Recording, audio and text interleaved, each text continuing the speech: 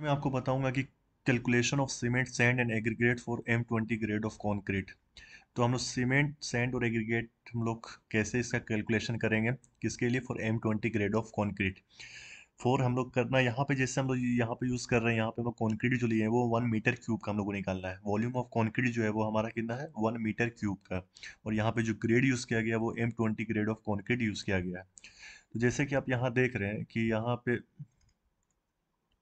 M20 grade of concrete use किया गया है। तो M20 का जो रेशियो होता है वो क्या होता है हमारा? M1:1.5:3 होता है। ठीक है।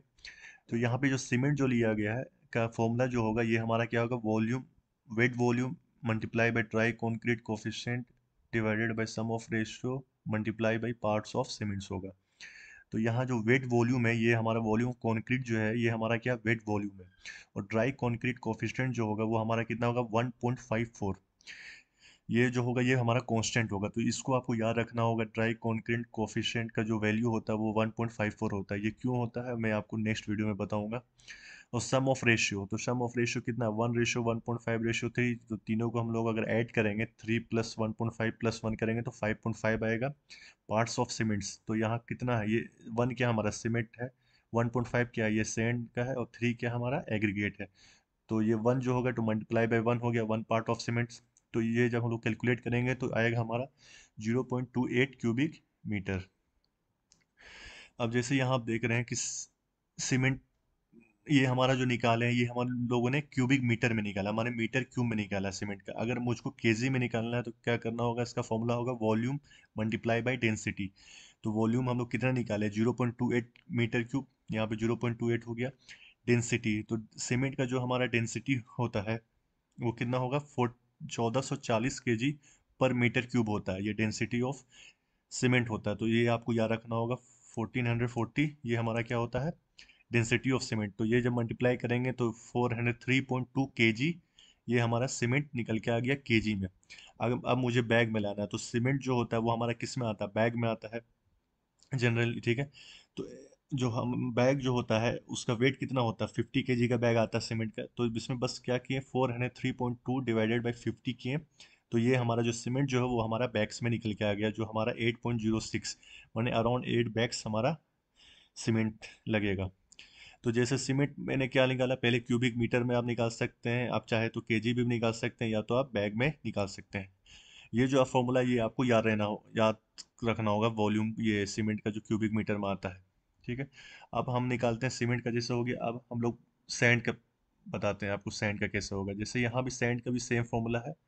Volume weight into dry concrete coefficient divided by sum of ratio into parts of cement.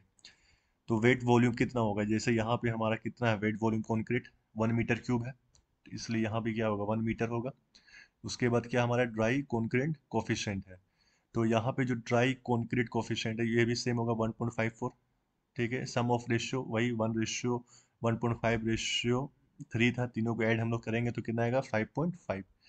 Parts of cement sand, तो जैसे यहाँ आप देख रहे हैं कि M20 ग्रेड है, तो 1:1.5। तो सैंड कितना पार्ट है हमारा? 1.5। तो इसलिए यहाँ पे जो सैंड जो होगा वो 1.5 होगा। तो जब मल्टीप्लाई करेंगे तो 0.42 मीटर क्यूब आएगा। ये हमारा क्यूबिक मीटर में है। अब मुझे CFT में लाना है।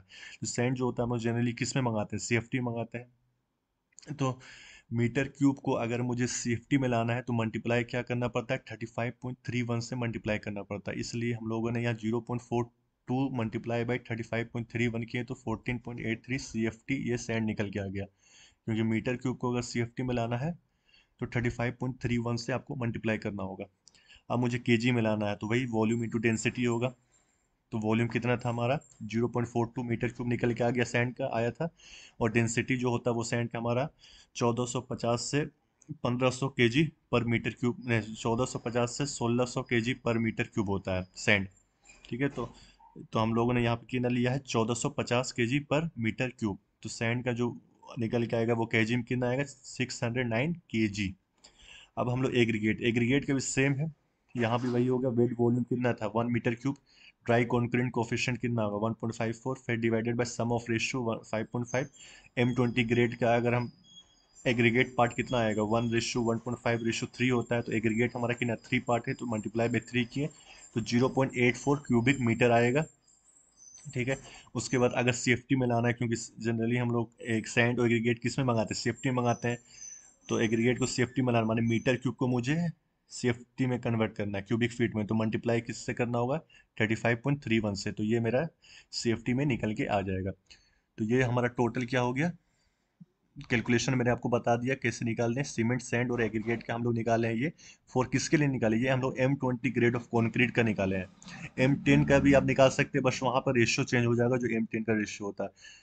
तो मैंने आपको इसके बारे में बता दिया कि कैलकुलेशन कैसे निकालना है सीमेंट सैंड और एग्रीगेट का।